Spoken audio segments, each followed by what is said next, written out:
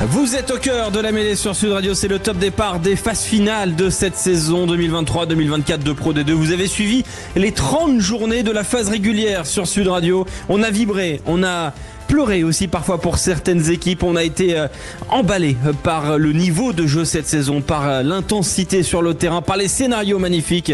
Et ce soir, eh bien, c'est le début de cette deuxième phase de ces phases finales, donc les barrages avec ce soir Dax Grenoble, demain Béziers qui accueillera cette équipe de Brive. C'est le top départ donc, et on est très heureux d'être avec Quentin Cavanis qu'il a fallu faire travailler un jeudi et Dieu sait que c'est pas une mince affaire. Mais les gens travaillent donc le jeudi, je découvre. Alexandre, bonsoir à tous. Et ouais, il y a du monde donc à la radio un jeudi, c'est surprenant, mais écoute, j'apprends ça et ça m'émerveille, sache-le. Il travaille tous les jours parce qu'il est hyper actif et hyper performant. Bonsoir Antoine Mazer. C'est pas lui que j'imagine, je pensais. C'est sympa, mais je pense qu'il y a d'autres personnes autour de la table qui bossent beaucoup, mais ça va parce qu'on retrouve le meilleur championnat du monde et forcément en plus en votre compagnie, donc que demander de mieux. Le bonheur, il est déjà là. Merci beaucoup Antoine Mazer, très heureux, c'est partagé. Clément Combe, bonsoir. Bonsoir Alexandre, bonsoir à toutes et à tous. Ah, ça commence sur des bonnes bases, hein. Là, on sent qu'Antoine Mazer va me faire plaisir toute la soirée. J'attends vos compliments, Antoine Mazer, et au 0826 300 300. Philippe Spanghero, bonsoir. Salut messieurs, bonsoir à tous. Tu sens, t'as vu, l'ambiance a changé, hein. On est en phase finale, il y a quelque chose qui se dégage. Ça a pas duré. Ouais, mais... c'est la pression des grands rendez-vous, hein. On sent de l'émotion. Ouais, c'est vrai, c'est ça, de l'émotion effectivement. Il y en aura ce soir aussi avec Julien Thomas à partir de 21h. Dans quelques instants sur ce dernier, on va faire une présentation globale de ces phases finales. On va revenir sur la saison. Du coup, parce que j'ai pas reçu le conducteur. Alors, si tu me dis que tu n'as pas reçu le conducteur et que tu es sérieux, je te trucide. Je pense qu'il l'a reçu 2 fois, minimum. Ouais, non mais je te trucide. Vraiment. Parce que alors là, je peux te dire qu'il était... WhatsApp. Oui. Ah bah oui, je pense que tu peux y aller. Vas-y, tu sais quoi, tu peux même le faire en direct. Philippe Spanghero qui est en train actuellement de regarder sa page WhatsApp pour voir s'il a bien reçu la conduite et le conducteur. Je t'engage à aller à une conversation où il y a Julien Thomas notamment, Quentin Cabanis, voilà. Je crois qu'il tu le reçois. Je l'ai. Ah bah tiens, c'est marrant ça. Je crois qu'il y a été plusieurs fois même, hein. Je suis pas sûr, mais... Voilà, Philippe Spanghero, et faut s'adapter. Bah voilà, Philippe, on était sur une bonne vibe, là, on était prêt à lancer ce match ce soir entre Dax et Grenoble. Mais je l'ai vu, voilà, je me le suis fait imprimer, on peut plus rigoler. Tu en as 3, c'est ça. A3 cartonné plastifié. C'est ça, c'est Philippe Spanghero, il va toujours un peu fancy dans les choses. Et là, il a imprimé ce magnifique conducteur réalisé par une personne exceptionnelle.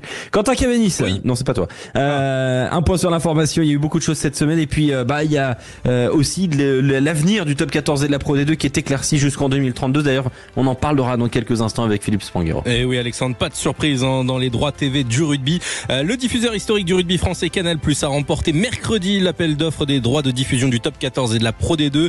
Ils ont raflé l'intégralité des lots pour 2027 à 2032, un prix en hausse de 14,7%. Canal+ versera donc 128,7 millions pour le top 14 et 10,7 millions pour la Pro D2. On va parler un petit peu de Seven, Alexandre, puisque les poules du tournoi final de Madrid qui aura lieu le week-end prochain et qui réunit les 8 meilleures équipes de la saison ont été dévoilées. Les Bleus vont donc retrouver dans leur poule l'Argentine, l'Australie et la Grande-Bretagne. Les filles, elles, trouveront sur leur route l'Australie, les Fidji et l'Irlande.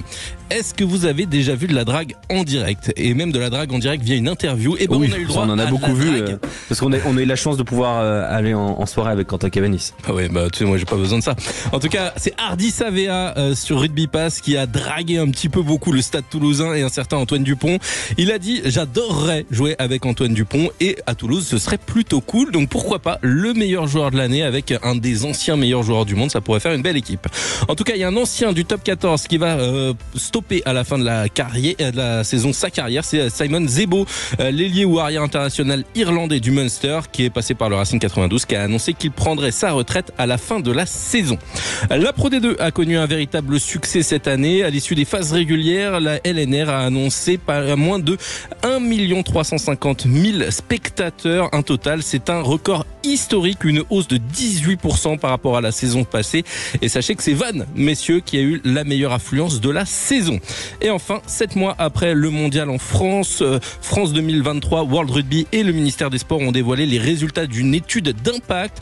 Et on peut retenir qu'une hausse de 12% des licenciés suite au mondial a été recensée, 18% notamment chez les femmes. On peut aussi lire que 425 000 visiteurs étrangers sont venus vivre ce mondial en France, Alexandre.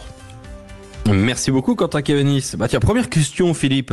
Ardissé Avaya et le Stade Toulousain, est-ce que c'est compatible ? C'est une question un petit peu... Tout est compatible. Les grands joueurs du monde de ce jeu peuvent naturellement trouver une place au Stade Toulousain. Et puis aujourd'hui, c'est vrai que le Stade Toulousain est extrêmement compétitif. Donc, j'ai pas en tête leur nombre de joueurs non gifs. Mais je crois que à la vue de ce dont on a parlé plusieurs fois cette saison et de la formation toulousaine, je crois que c'est le club français qui a utilisé le plus de gifs en moyenne sur la saison régulière jusqu'à présent. Je vais te dire ça exactement maintenant. Le Stade Toulousain cette saison est à je vais essayer de te trouver ça 60 alors je vais essayer de te trouver ça. Actuellement non mais en l'occurrence on sait que c'est a priori le club qui a le plus de marge. Il y aura forcément pour un joueur comme Ardis Avaya 20,63 gifs sur 23 joueurs par match. Ah oui, c'est monstrueux. C'est monstrueux. Donc ils ont de la marge sur cette règle qui est la règle des gifs, joueurs issus de la formation française. Pour un joueur comme Ardis Avaya, il y aura peut-être un petit sujet pour la deuxième règle contraignante pour les clubs qui est le salary cap, mais en tous les cas sur le papier ça aurait de la gueule. Deuxième news sur laquelle je voulais te faire rebondir, c'est sur et on développera la semaine prochaine dans ta prochaine chronique, Philippe Spanghero, c'est ces droits là qui vont donc aller jusqu'en 2032. C'est le plus grand partenaire du rugby français, Canal+, qui s'associe à nouveau avec donc le rugby français pour une longue échéance 2032, un tarif à la hausse. Est-ce que c'est gagnant-gagnant ou est-ce qu'il y a quelques points de réserve de ton côté ? Non, c'est clairement gagnant-gagnant. Alors je le dis souvent et on va croire que je suis payé par Canal+, mais c'est pas le cas. Mais je vois que de année après année, renégo après renégo, Canal garde son soutien très fort au rugby français, parce que je le dis souvent, mais en effet, on est un sport fort, on a une économie forte, on a des chiffres qui sont plutôt séduisants, mais malgré tout, on est dans un univers, le sport, qui manque d'acteurs en termes de diffusion, et la loi de l'offre et de la demande est pas très favorable aux vendeurs de droits. Et donc, Canal+, je pense, aurait pu faire une offre plus faible et ils auraient eu les droits quand même. Mais en tous les cas, ils accompagnent par cette hausse, parce que c'est pas tout à fait vrai ce qu'on dit, c'est-à-dire que d'après ma lecture, si j'ai la bonne, c'est des droits de 4 ans avec une 5e année optionnelle, donc c'est signé fermement jusqu'à 2031 avec la possibilité pour Canal de déclencher une dernière année optionnelle jusqu'en 2032 pardon. Et puis ensuite sur les montants aussi de hausse, on parle de moins de 15%, c'est pas tout à fait le cas. 13,3 a priori. Ouais, mais on est sur un montant de droits de presque 700 millions d'euros sur ces 4 ans. Ça fait une moyenne de presque 170 millions. Donc, plus de 170 millions. Donc, en fait, il va se passer ce qui s'est passé sur le précédent appel d'offres. C'est que la première année va être aux alentours de 140 millions. Mais après, ça va monter crescendo pour arriver à une somme qui va dépasser les 170, 175 millions en 2031. Et c'est ça qu'il faut noter. C'est-à-dire que cette hausse qui va accompagner le rugby français, je le répète souvent, mais ça va devenir vraiment significatif dans les budgets de top 14. Les droits télé, ce qui était pas vraiment le cas aujourd'hui à l'échelle des gros clubs, mais par contre, ça va vraiment aider à consolider l'économie de cette Pro D2. Parce qu'à l'échelle de la Pro D2, les droits télé qui vont augmenter, ça va structurer les budgets de façon assez colossale. Et donc, on peut se réjouir de ça parce que ça donne aux acteurs du rugby une visibilité quand même assez long terme pour se projeter. Et donc, il faut remercier, nous, acteurs du rugby, et puis le rugby français peut remercier Canal d'être quand même un partenaire assez privilégié. Quand on regarde un petit peu aussi, les droits TV du Top 14 ont été multipliés par 5 en 20 ans, ce qui est colossal. Par contre, j'ai vu quand même quelques réserves d'observateurs ici ou là, Philippe Spanghero, qui estime que cette augmentation de 13,3% ne suit pas l'inflation globale et pourrait réduire un petit peu la marge qu'ont les clubs aujourd'hui. Est-ce que c'est réel ? Est-ce que c'est une lecture appropriée ou est-ce que cette augmentation est en phase avec l'augmentation globale de tous les coûts?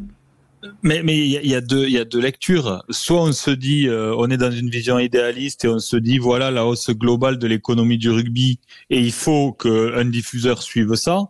Soit on se dit, combien il y a de diffuseurs qui sont intéressés par le produit et combien ils sont prêts à payer. Et moi, c'est ça qui m'intéresse.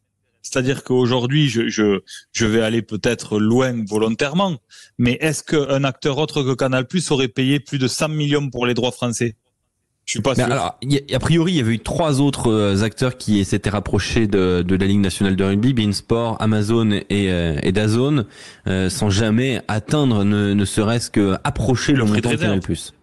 Bien sûr, mais donc on est loin du compte, mais tout le monde le sait. Et donc Canal+ aurait eu les droits même en payant moins cher.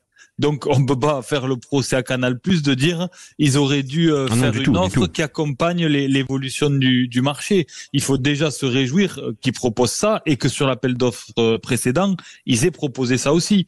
Quand on voit l'économie du rugby, on en parle souvent, mais ne serait-ce qu'à l'échelle des droits télé, la façon dont le rugby anglais se casse la gueule complètement, où ils ont un mal fou à vendre les droits aux alentours de 35 ou 40 millions de livres par an.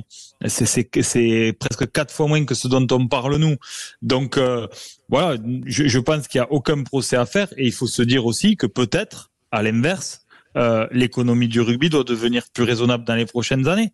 Pourquoi on augmenterait des mêmes proportions dans le futur que ce qu'on a fait par le passé ?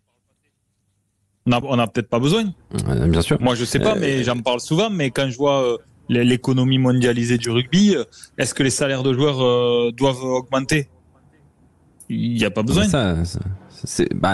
Les joueurs sont pas de cet avis, hein, forcément, hein, Philippe. Mais non, forcément, je vais pas avoir des copains chez les joueurs. Mais moi, ce qui m'intéresse, c'est la viabilité du modèle, sans dire que les joueurs doivent être spoliés. Mais bon, aujourd'hui, l'économie du rugby, elle est en train de devenir quasiment rationnelle avec cette évolution des droits télé, cette évolution du sponsoring, cette évolution de la billetterie moyenne dont on a déjà parlé. Et il faut rester raisonnable. On n'a aucune concurrence extérieure. D'ailleurs, tiens, pour donner un petit ordre d'idée, hein, donc je vous le disais, Canal+ donc qui a prolongé les droits jusqu'en 2032, on serait autour de 128 ou 129 millions d'euros par an.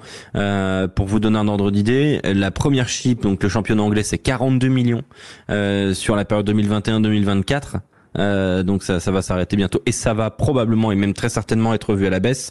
Et puis la United Rugby Championship, vous avez ce championnat où il y a les Écossais, les Irlandais, les Gallois, les Italiens et les Sud-Africains. Eh bien les montants s'élèvent à 64 millions. Et pareil, hein, on ne sait pas si vraiment ça va être revu à la hausse. Fin des droits en 2024 aussi.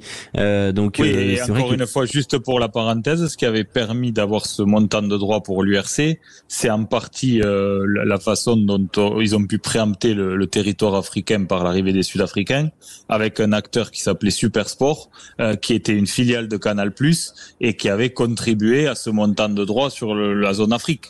Donc c'est Canal indirectement aussi qui a contribué à cette valorisation. Juste petit tour de table, Quentin Cavanis, Clément Combe, Antoine Mazer, le chiffre là de 128 ou 128,7 millions d'euros par an, est-ce plus que vous 10 pensez millions que c'est pour le la Pro bon D2, hein.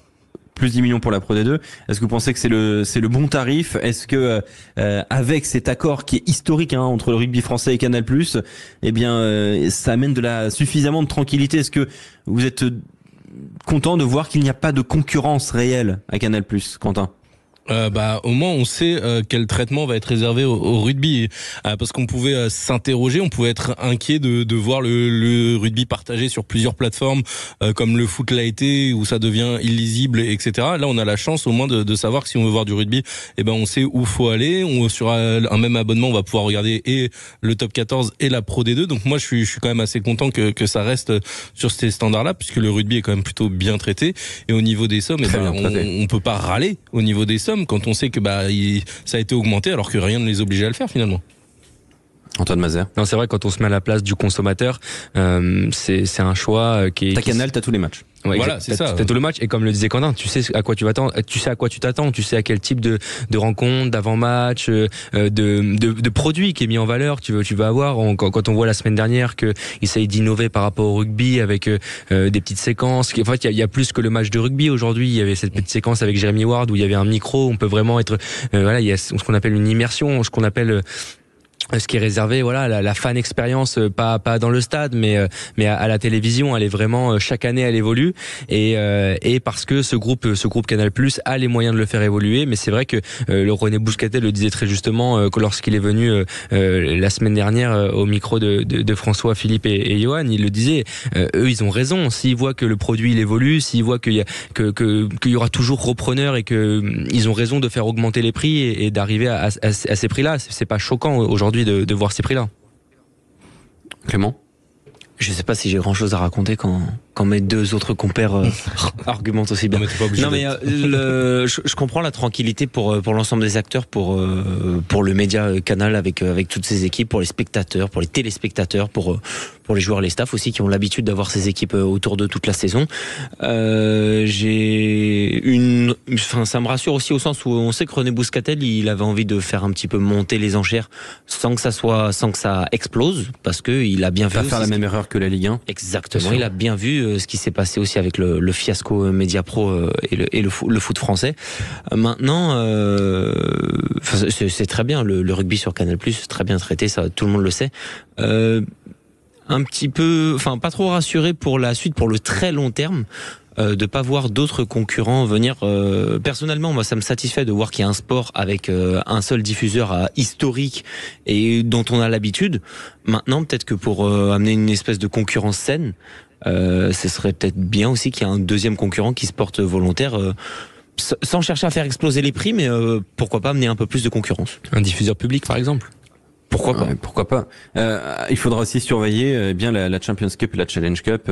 Pourquoi pas un jour là, ça peut être revenir moins dans l'escarcelle de Canal+, qui avait été le cas il y a encore pas mal d'années. Mais le problème, c'est que si tu te brouilles avec ton diffuseur, tu peux te retrouver comme le foot, à pas avoir de diffuseur à la fin de la saison pour l'instant. À 3 mois d'un championnat qui peut redémarrer.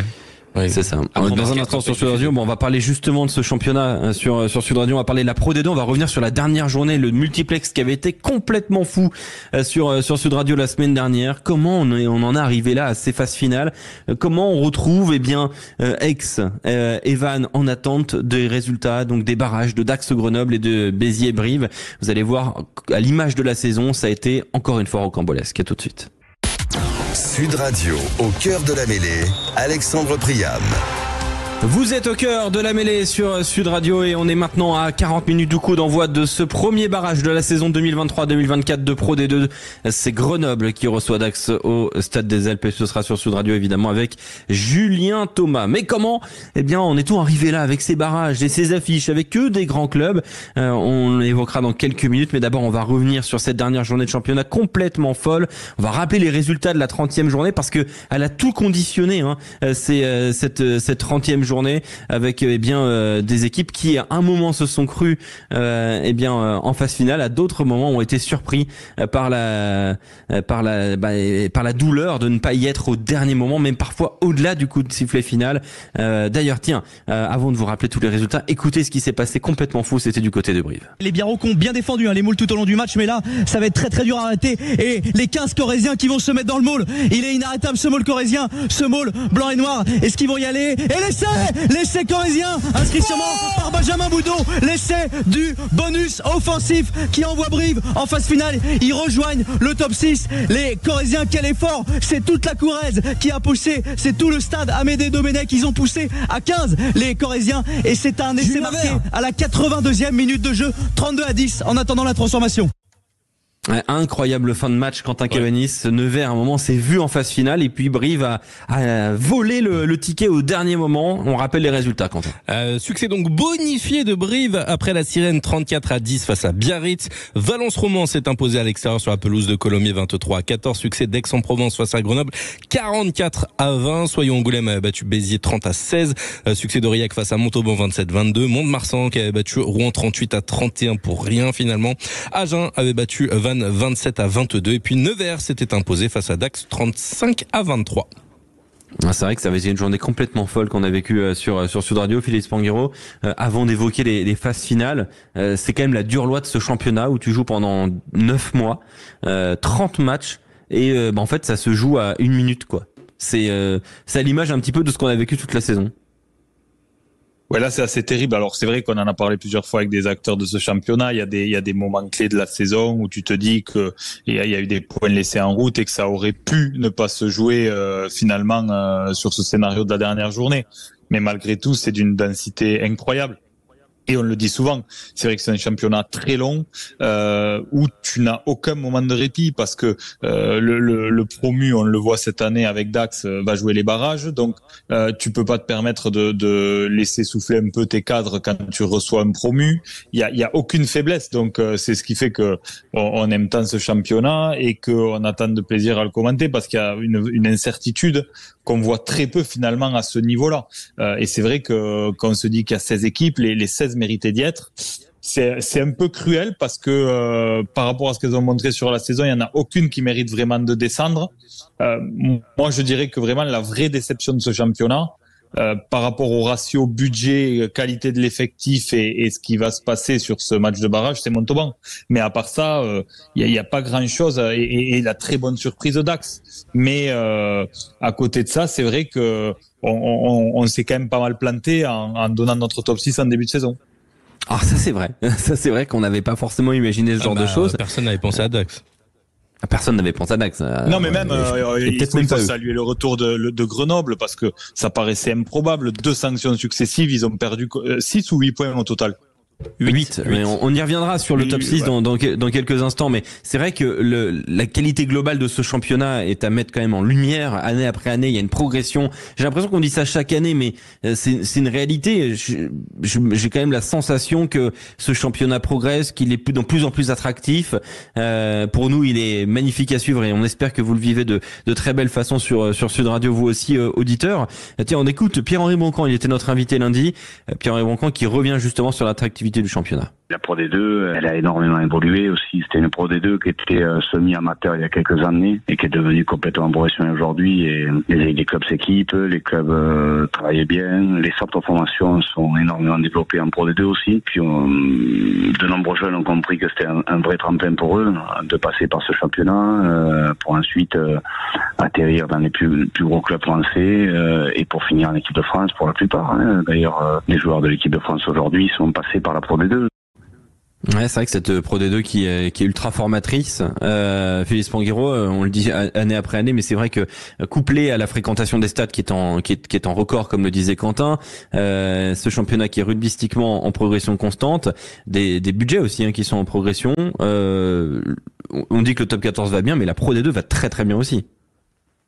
La Pro D2 va très très bien et puis c'est vrai que il y a une économie encore plus réelle que dans ce qu'on vit dans le top 14 parce qu'on se pose la question des fois des présidents mécènes de la réalité économique de certains clubs. En Pro D2, quand on regarde finalement le niveau de perte moyen, ça reste extrêmement cohérent. Je le répète par rapport à ce qu'on disait tout à l'heure, mais les droits télé vont encore permettre d'asseoir cette sérénité, cette réalité économique. Et ce qu'on vit est assez exceptionnel, on le répète, mais la France est le seul pays du monde à avoir deux divisions professionnelles dignes de ce nom. Et Pierre-Henri Boncamp le disait, c'est devenu un vrai tremplin pour les joueurs qui ensuite rejoignent le top 14 et sont très vite prêts pour l'équipe de France. Dernier exemple le plus flagrant, c'est Melvin Jaminet, qui a été international même sans être passé par le top 14 et qui finalement a rivalisé tout de suite dès sa première tournée. Donc c'est assez exceptionnel et il faut faire attention à préserver encore davantage ce championnat. Et on regarde quand même, si on regarde un petit peu les budgets, les plus petits budgets cette année furent Aurillac 5 millions et Dax 5 millions. Les deux finissent 9e et 5e. Donc en plus, tu peux avec moins d'argent être ultra performant. Quand on regarde un petit peu. Agen, effectivement... Agen, c'est le deuxième budget de Pro D2, 14 millions, ça finit 13e. Montauban, 10 millions, ça finit 15e. Même Biarritz, 9,5 millions, ça termine 14e. Il y a aussi... L'argent n'achète pas tout, Félix Panguero, même si ça aide, on imagine bien évidemment. Mais en Pro D2... il y a aussi un vrai travail sur la direction sportive du club et sur les coachs aussi. Les coachs ont une grande influence sur le jeu qui est proposé et peut-être qu'il y a plus de marge au rugby pur en mettant, on va dire, un petit peu à côté l'argent pour être performant. C'est peut-être plus méritocrate la Pro D2. Je trouve ça plus méritocrate, en effet, parce que c'est vrai qu'il y a des vérités qu'on a du mal à contredire en top 14, qui sont pas du tout les mêmes en Pro D2. On a toujours dit en top 14 qu'en dessous de 23, 24 millions d'euros, tu pouvais pas exister de budget. C'est même passé à 25. Tu pouvais pas exister pour jouer les 6. 25. Bon, avec la règle des GIF, etc. Ça a un peu changé. Donc, mais pour le coup, en Pro D2, quand on regarde ce top 6 et les équipes qui prétendaient en début de saison, des équipes comme Colomiers notamment, c'est des équipes qui sont en dessous de 8 millions d'euros de budget. Et donc, finalement, Béziers a le 10e budget et termine 3e, par exemple. Oui, non, mais c'est et puis Dax a le dernier budget dans les 6. Donc ça, c'est intéressant en effet parce que, comme tu l'as dit, il y a beaucoup plus d'impact à la stratégie. C'est-à-dire au choix de recrutement de joueurs, la gestion de l'effectif, gestion de l'effectif, un peu de chance aussi sur de la casse avec des joueurs majeurs, parce que je le répète, mais on peut difficilement faire tourner quand même dans ce championnat, donc il faut un peu de profondeur. Et puis bien sûr le choix des coachs. Non mais c'est super intéressant, ce qui rend aussi ce championnat parce que parfois voilà on dit toujours c'est le meilleur championnat du monde, c'est le plus intéressant, c'est le plus fou et puis on nous dit ouais non attendez les gars, il y a le top 14 et puis il y a le Super Rugby, mais vraiment suivre la Pro D2 déjà c'est un feuilleton, 30 journées. Super Rugby c'est même pas ça doit même pas rentrer dans la discussion. C'est un spectacle donc c'est super, mais je te rejoins. Ne parlez pas de Super Rugby en comparaison avec le Pro D2. Non, et puis la Pro D2 Philippe, t'as fait exprès. La Pro D2. Le format de multiplex le vendredi soir, c'est quand même régal parce que t'es jamais déçu, quoi. Ah ouais. Non mais il y a même s'il y a un match qui est un petit peu moins bien, en fait les autres relèvent le tout et puis d'un coup boum, le match devient extraordinaire. Enfin franchement, on n'essaye pas de survendre notre produit, même si c'est pas nécessairement notre produit sur Sud Radio, même si on est un énorme diffuseur de Pro D2, personne ne diffuse autant de matchs à la radio que nous et c'est une immense fierté pour tout le service des sports de Sud Radio vraiment. Mais ce championnat est fou et les phases finales maintenant, eh bien c'est le départ d'une nouvelle saison, barrage. Demi-finale, finale et access match. Ce qui a changé, c'est cette dimension et cette volonté de produire du jeu. Il y a quelques années, on disait la Pro D2 pour exister, il te faut un gros pack, un gros buteur et terminé. Et c'était quand même une réalité. Mais aujourd'hui, c'est plus du tout ça. On le voit avec Dax, ils s'en sont sortis par l'ambition, par le jeu. Et quand on regarde le nombre moyen de points par match par rapport à il y a ne serait-ce que l'année avant Covid, où ça n'a rien à voir. Non mais c'est exactement ça. C'est vraiment le jeu est au cœur de ce championnat de Pro D2. Dans un instant, on va parler globalement des phases finales, de ceux qui attendent, de Aix, de Vannes, et puis on va bien se focaliser sur la saison de Grenoble avec Fabrice Estebanez, avec vous au 0826 300 300, puis sur la saison de Dax avec Philippe Berchesi, l'international uruguayen passé par l'US Dax, avec Michael Berg qui a joué plus d'une centaine de matchs avec Dax aussi, seront sur Sud Radio d'ici 21h avant le coup d'envoi qu'on va vivre avec Julien Thomas de Grenoble Dax. On se retrouve dans quelques instants. Sud Radio, au cœur de la mêlée, Alexandre Priam. Vous êtes au cœur de la mêlée sur Sud Radio avec toute l'équipe, avec Philippe Spanghero, notre consultant, Quentin Cabanis, Antoine Mazer, Clément Combe. On est maintenant à une demi-heure du coup d'envoi de Grenoble Dax ce soir. Premier barrage de cette saison 2023-2024 de Pro D2. Et eh bien c'est aussi le top départ de ces phases finales avec eh bien Aix et Vannes qui attendent patiemment, sagement eh bien en demi-finale pour recevoir eh bien les vainqueurs des barrages. Les barrages sont les suivants: Grenoble Dax et Béziers-Brive demain sur Sud Radio avec Julien Thomas et Rémi Ruggiero. Mais justement, revenons quand même sur la composition de ces phases finales. Et pour en parler, on est avec Fabrice Estebanez. Bonsoir Fabrice. Bonsoir à tous. Bienvenue sur Sud Radio, Fabrice, passé par Brive, par Dax, par Grenoble, bien sûr, pas par Dax, mais par Grenoble, bien sûr, joueur de l'équipe de France, entraîneur aussi, Fabrice Estebanez, voilà, très très très belle carrière, né à Carcassonne, voilà, passé par le 13, aussi, le Racing 92, le Loup, voilà, une magnifique carrière et on est très heureux de t'avoir avec nous sur Sud Radio. On est avec Philippe Spanghero pour parler de la composition de ces phases finales. Déjà, il y a que des grands clubs. C'est vraiment très impressionnant avec un club un peu plus récent, on va dire, dans l'échiquier de cette Pro D2, c'est Vannes, mais qui maintenant a presque déjà un habitué de ces phases finales. Mais en dehors de ça, il y a que des clubs mythiques quand même, dont Grenoble, Fabrice Estebanez. Oui, c'est vrai qu'il y a Grenoble qui est habitué en fait au classement de la Pro D2. Ravi aussi de voir Dax pour sa première année se qualifier parce que c'est aussi un club emblématique de notre rugby.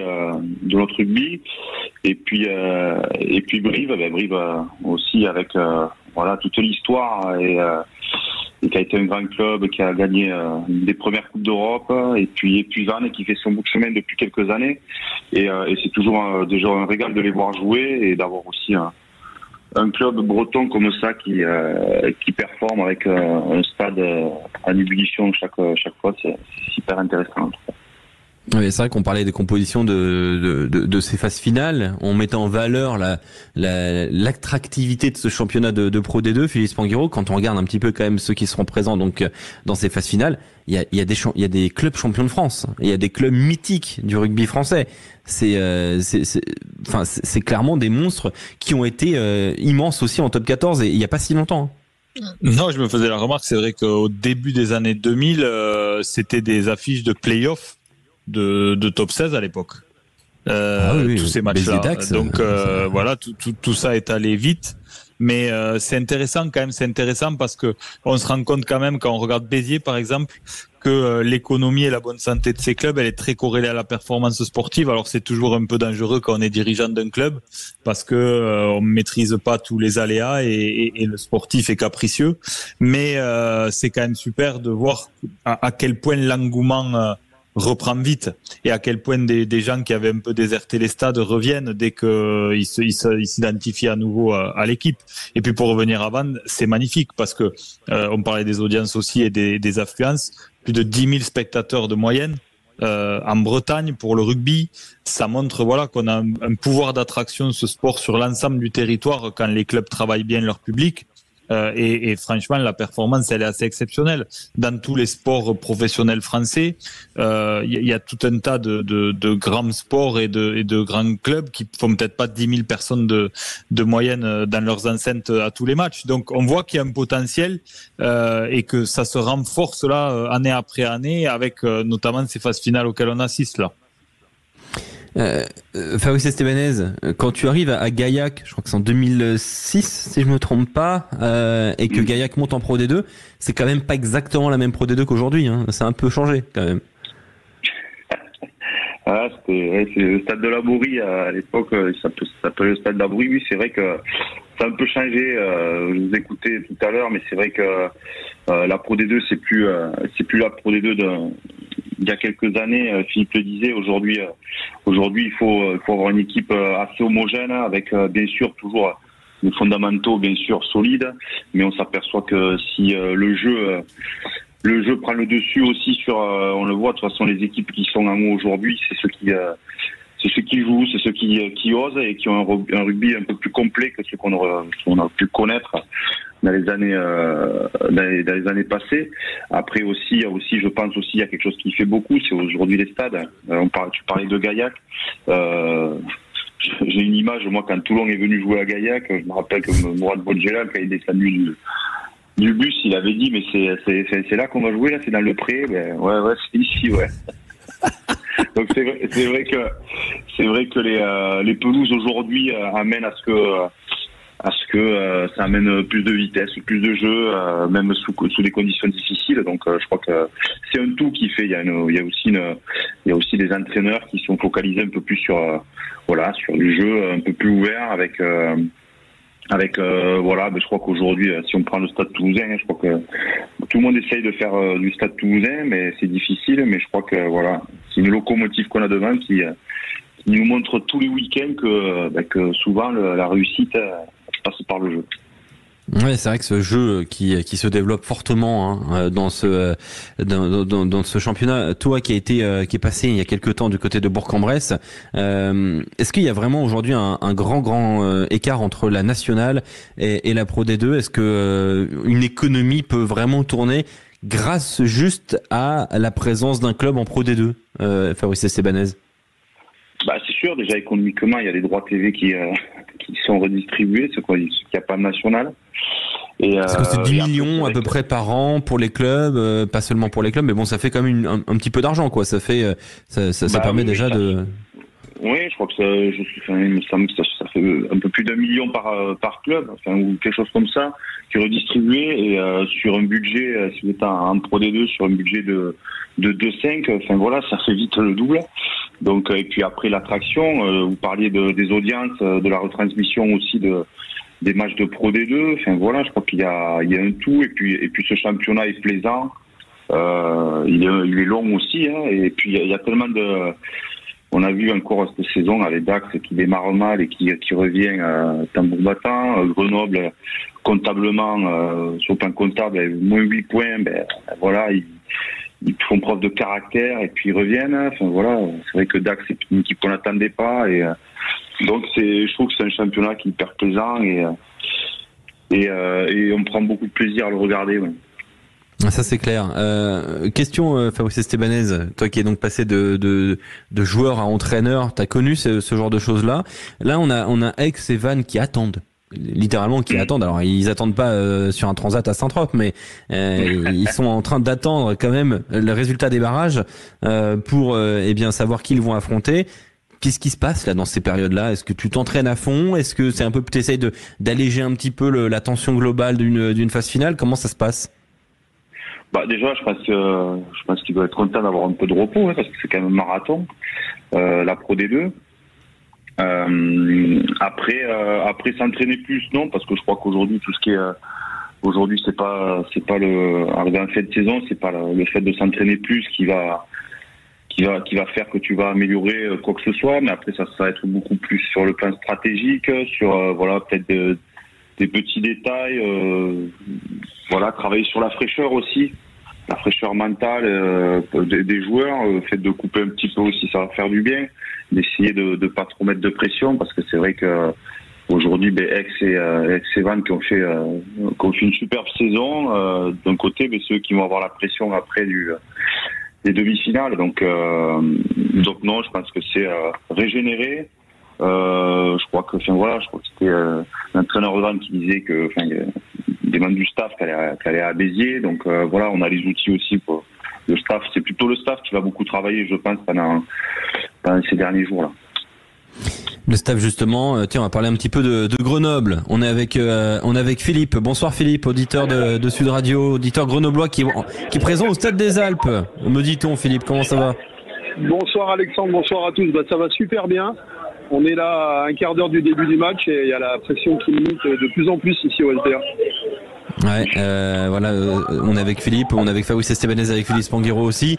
Revenons un petit peu sur la saison de Grenoble. La saison de Grenoble en quelques chiffres, Clément, ça a été loin d'être une saison linéaire et facile, que ce soit pour les joueurs, pour le staff, pour la direction. Alors ça était loin d'être une saison linéaire. Tout d'abord, on en parlera peut-être un tout petit peu plus tard avec ce retrait de points de la Ligue. Il y avait eu un retrait de 12 points, puis 4 points gagnés en appel. Donc ils ont démarré ils ont joué toute la saison avec 8 points de retard. J'ai des stats positifs par contre à te proposer, Alexandre, et aux supporters grenoblois. Grenoble, c'est la meilleure attaque de Pro D2 cette saison, malgré tous malgré les vents et marées de cette saison. 826 points marqués, ça fait 27 points et demi de moyenne par match. C'est hallucinant. C'est la meilleure équipe de l'année 2024, 51 points pris, de leurs 79 ont été en 2024. Et enfin, il y a un joueur qui symbolise la grande forme de Bordeaux de Grenoble, sur cette deuxième partie de saison. C'est Steve Blomapaz. Il a joué tous les matchs, 29 titularisations, environ 2300 minutes jouées. C'est le plus gros temps de jeu, tous joueurs confondus cette saison en Pro D2. Et il va être important ce soir parce que il tourne à 10 plaquages de moyenne par match, 303 plaquages réussis. Je ne sais pas s'il y a un joueur qui a fait un plus beau score cette saison sur cette statistique. C'est vrai que c'est absolument énorme pour Steve Blomapaz et pour cette équipe de Grenoble. C'est vrai que ça a été une drôle de saison, Philippe, de Grenoble. Il y a eu le conflit avec la Ligue nationale de rugby, les retraits de 12 points, puis finalement ramené à 8 points. Et il y a eu la mise à l'écart de l'entraîneur Robin Huébert. Et puis il y a le retour au très haut niveau depuis depuis le Nouvel An. Je sais pas, ils ont dû faire une fiesta monumentale à Grenoble, mais depuis l'année 2024, c'est plus du tout la même équipe. Quelle saison quand même, Ça a été une saison chaotique, effectivement, parce qu'on se rappelle qu'au mois de juillet, on était... On t'a eu il y a 6 mois, t'étais pas serein, Non, pas du tout. Effectivement, c'était compliqué. Tous ces points de retrait faisaient qu'on était mal classé. En plus, le club n'avait pas de très bons résultats, faut le dire. Et puis, comme tu l'as dit, à partir de la nouvelle année de 2024, le groupe s'est réveillé. Alors, je crois qu'il y a eu un petit peu des soubresauts au sein de l'équipe. Steve Blanc-Mappaz a parlé un petit peu dans la presse, a expliqué que les joueurs s'étaient pris en main aussi, qu'il y avait eu un petit peu une fronde contre Weber, le manager, et puis du coup ça a changé. C'est vrai que l'équipe s'est réveillée, la victoire à Nevers, je pense, a forgé beaucoup de choses, et puis le club a enchaîné 8 victoires d'affilée jusqu'à la semaine dernière et sa défaite à Aix. Donc du coup ça a été un petit peu les montagnes russes, comme on dit souvent ici à Grenoble, où on était quasiment en national au mois de juillet, et aujourd'hui on est peut-être bientôt en top 14, je l'espère en tout cas. Incroyable saison. On va écouter Nicolas Nadeau, l'entraîneur des trois quarts de cette équipe grenobloise. On revient de très loin, c'était inespéré, c'était même impensable. C'était impensable à la première journée de se retrouver dans le top 6. On l'a fait la semaine dernière, aujourd'hui on se retrouve 4e, on se retrouve avec un barrage à domicile. J'avais employé des mots forts sur le côté historique, de dire qu'une équipe qui était partie à moins 12 n'était jamais rentrée dans le top 12, dans le top 6, on l'a fait. Et qu'une équipe qui avait moins 8 points, c'est ce qu'on a aujourd'hui, n'est jamais rentrée dans un top 4. Nous on a écrit l'histoire de la Pro D2. Les joueurs, on peut avoir cette fierté ce soir. Beaucoup de fierté, on entend dans les mots de Nicolas Nadeau, l'entraîneur des trois quarts de cette équipe de Grenoble. Est-ce qu'une saison comme ça, Philippe Spanghero et d'abord Fabrice Estebanez, est-ce qu'une telle saison dans l'adversité, avec plein de rebondissements, ça peut forger quelque chose qui peut t'amener en fait très très loin, Fabrice? Ah ben c'est sûr, ils ont fait preuve d'un énorme caractère. C'est vrai que partir avec 12 points de retard, puis on sait que quand on est joueur, une saison, déjà une carrière, ça passe très vite, et d'avoir des péripéties comme ça qui vous tombent dessus, alors que vous n'êtes pas responsable de tout ça. Je crois que sur le côté caractère, je crois que Steve Blanc-Mappaz a dû faire un travail énorme en étant capitaine, avec peut-être ses lieutenants à côté. Le fait de se resserrer comme ça dans l'adversité, d'aller chercher comme disait leur coach, d'aller chercher une 4e place avec tout ça, ça montre une force de caractère. Mais au-delà de la force de caractère, je crois que, comme je disais précédemment, c'est la meilleure attaque. Moi, je trouve que c'est une équipe qui est très homogène. Et donc voilà. Et en plus de ça, de leur qualité, ils ont fait preuve de caractère depuis le mois de décembre. Voilà. Est-ce que c'est le Genépi qui a coulé à flot le 31? La Chartreuse, ça peut aider. La Chartreuse, ça peut aider. Avec modération toujours, je suis obligé de le dire. Oui, toujours. Donc voilà, en tout cas, moi je suis très heureux parce que j'ai passé 2 superbes années là-bas, et il y a une vraie passion, comme à Dax. Je crois que c'est des villes et des pays qui sont à fond derrière le rugby, et en plus dans un stade qui est magnifique là-bas. Donc voilà, ça promet une belle partie en tout cas. Merci beaucoup Fabrice Estebanez d'avoir été avec nous. Ton pronostic pour ce soir, Grenoble-Dax? En 2 mots, je dirais l'expérience pour Grenoble, l'insouciance pour Dax. Parce qu'aujourd'hui, Dax, je pense qu'ils ont atteint l'objectif, mais c'est là où ils vont être très dangereux, parce je pense qu'ils vont jouer libéré. Je vais quand même mettre un petit avantage pour les FCG quand même. Allez, pour le FCG. Merci beaucoup Fabrice d'avoir été avec nous. Toujours le bienvenu sur Sud Radio. Très bon match à toi Philippe, de Grenoble au Stade des Alpes. Merci, bien. Bon match à vous. C'est toujours un plaisir de discuter avec vous. Je vous souhaite une très belle soirée, et à très bientôt sur les antennes de Sud Radio. Évidemment le match qu'on va commenter dans quelques instants avec Julien Thomas. Pour faire la transition, Philippe Spanghero, c'est vrai que je reviens sur les mots de Fabrice Estebanez. Il y a l'insouciance d'Aquoise qui donc va affronter le caractère grenoblois, parce que ce mot caractère est beaucoup revenu là dans ce qu'on disait. Dax qui a battu 2 fois Grenoble cette saison en saison régulière. D'ailleurs, ça avait été un moment charnière du début de la saison pour le club d'Aqua. On y reviendra dans quelques instants. Mais c'est vrai que si on doit nommer un petit peu des noms, est-ce que tu gardes les mots de Fabrice Estebanez, de ce côté caractère et insouciance? Ouais, alors avec le caractère grenoblois, je rajouterais le poids de l'expérience quand même, parce que beaucoup de ces joueurs. Steve Blanc-Mapaz, on en parle, on dit que c'est le joueur qui incarne cette équipe. Il a de l'expérience. C'est le cas. Il y a ce match d'accession manqué la saison dernière. Les saisons d'avant, il jouait aussi le haut du tableau. Donc il y a le caractère et l'expérience face en effet à une forme d'insouciance. Mais malgré tout, je crois que ces deux équipes reviennent de tellement loin que quelque part, bon, l'appétit vient en mangeant, c'est tous des compétiteurs, mais c'est déjà une saison aboutie quoi qu'il arrive. Ce qu'a réalisé le FCG, c'est énorme, et les joueurs se souviendront qu'ils ont réalisé un véritable exploit. Nicolas Nadeau en parlait. Du côté de Dax, l'exploit est déjà réalisé. Donc en tous les cas, je pense que par contre, ça nous offrira un bon match de rugby, parce que il y a aucune possibilité de restriction. Ils doivent tous les deux mourir les armes à la main et faire un grand match de rugby. Donc j'attends ce match avec impatience, parce que on a d'abord deux équipes joueuses, et puis surtout qui dans leur configuration se sont toujours rassurées et ont gagné leur place par l'ambition. Ouais, cette ambition effectivement donc de ce club d'Aqua qu'on va évoquer tiens tout de suite. Bonsoir Felipe Berkesi. Bonsoir.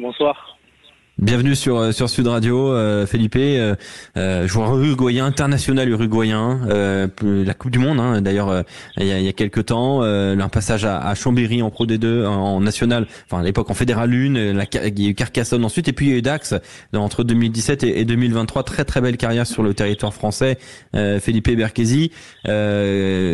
Quel bonheur je dois imaginer de votre côté de voir Dax batailler pour aller chercher le top 14. Quelle belle structure aussi construite par Jeff Dubois, vous qui êtes architecte en dehors du rugby. J'imagine que l'édifice doit vous faire plaisir. Oui, c'est ça. Comme vous dites, franchement, ce qu'ils font, c'est un énorme exploit. D'ailleurs, qui n'a jamais été fait par une équipe qui vient de monter. Et puis c'est ça, c'est des bases solides surtout, parce que bon, c'est beaucoup d'années de travail qui aboutissent maintenant, mais c'était beaucoup d'années de galères après la descente, avec beaucoup de jeunes joueurs ici du club, issus de centres de formation. Et puis une équipe qui a beaucoup évolué, mais aussi qui s'est très bien regroupée cette année, notamment je pense beaucoup d'incorporation du paquet d'avant qui a fait énormément du bien, parce que ça additionné au jeu qui veut proposer Jeff Dubois, je pense que ça fait une très bonne combinaison pour justement pour la réussite qu'ils ont cette année. On est aussi avec Michael Berthe. Bonsoir Michael. Bonsoir à tous. Formé à Montpellier, Michael, très belle carrière du côté de Montpellier, puis ensuite du côté de Dax, et enfin un Jetmo derrière Saint-Sevé dans le sud des Landes, où le basket et le rugby font cause commune.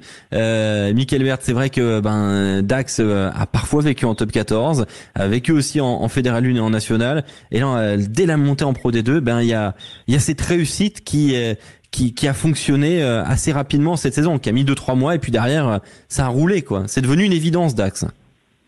Oui, une évidence, mais pas tant que ça, parce que forcément dès les premiers matchs c'était un peu compliqué pour eux, mais après je pense que le staff et les joueurs se sont mis au travail, et peut-être que les équipes qui nous ont reçus ou qui se sont déplacés à Dax nous ont pas pris la mesure que Dax était en totale progression, et puis les résultats sont faits, la confiance est faite, et puis je pense que le staff a vraiment mis tout un groupe au travail, et il y a eu beaucoup de rotations toute la saison, et ça, il y a une grosse émulsion au niveau du groupe, et franchement c'est un pur bonheur d'aller au stade et de voir l'engouement qui est revenu à Maurice Boyau. Oui. Tiens, justement, on va revenir sur la saison de Dax en quelques chiffres, Clément. Bien sûr, mais il y a déjà quand même pas mal de choses qui ont été dites. Ils ont fini 5e, c'est d'Aqua cette saison. On ne s'y attendait absolument pas.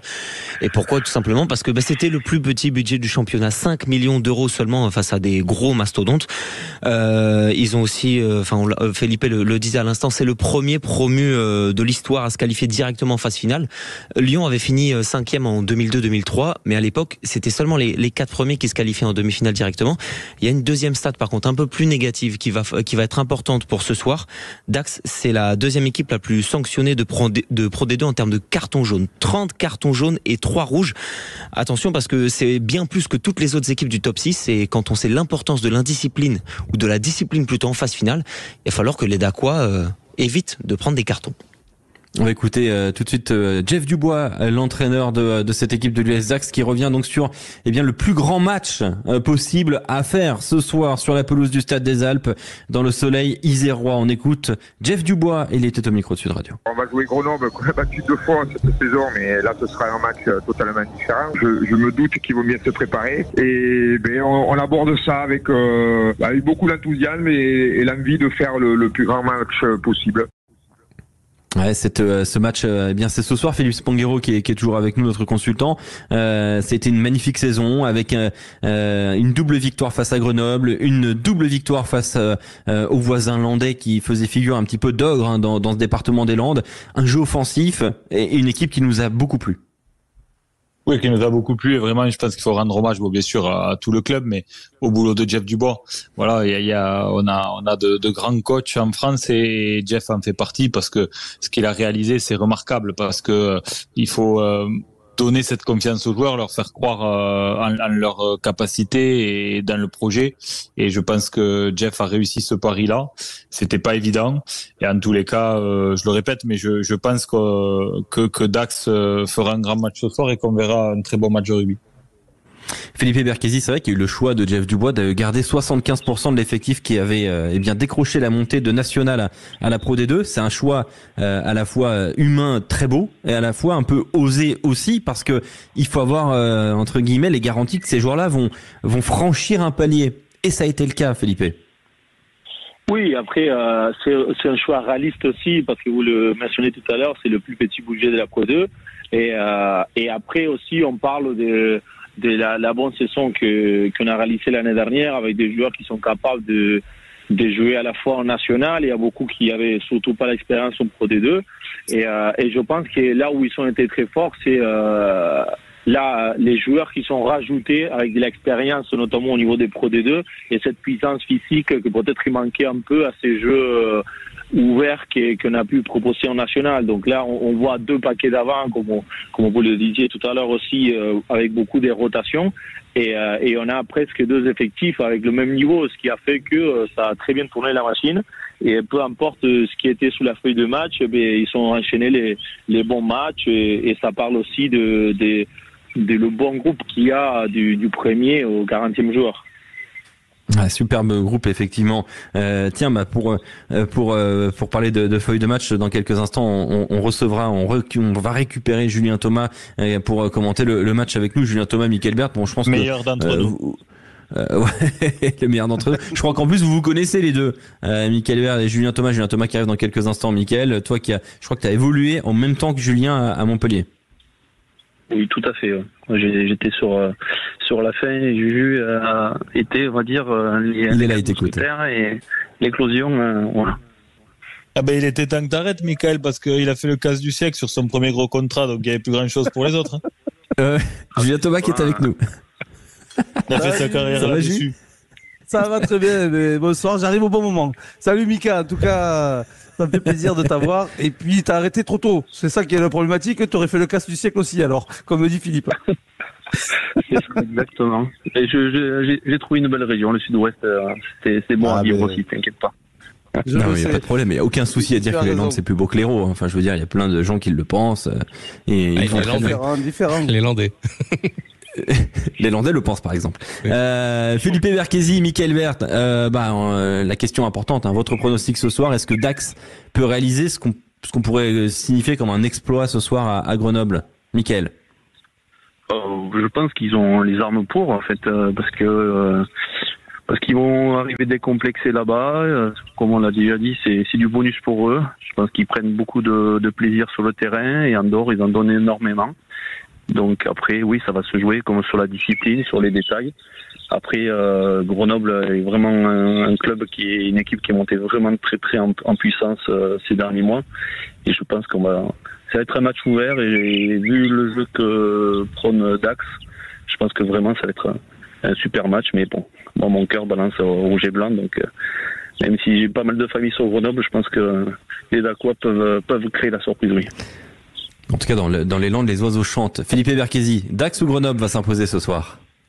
Mais moi, je veux dire Dax aussi. Je pense que une équipe qui n'était pas attendue, aussi décomplexée, c'est toujours très dangereux. Je pense qu'ils sont rien à perdre, donc ça c'est un gros atout. Grenoble, il a beaucoup de pression parce que même s'ils sont une saison beaucoup très compliquée, ben ils ont été attendus et c'est ce que tout le monde attend d'eux. Donc finalement, ils sont chez eux, ils sont la pression. Donc bon, je pense qu'en effet, ça va être un match ouvert et j'espère que ça va jouer à la faveur des Dax. Merci beaucoup Philippe Berchesi, merci beaucoup Michael Bert. On attend maintenant le pronostic de Philippe Spanghero. Philippe, très très rapidement, le coup d'envoi est imminent. Victoire de Grenoble avec au moins 10-12 points d'écart. Waouh, au moins 10-12 points d'écart. Philippe Spanghero qui va devoir répondre de ce pronostic demain sur Sud Radio. On te retrouve demain. Merci d'avoir été avec nous. Dans un instant, le coup d'envoi.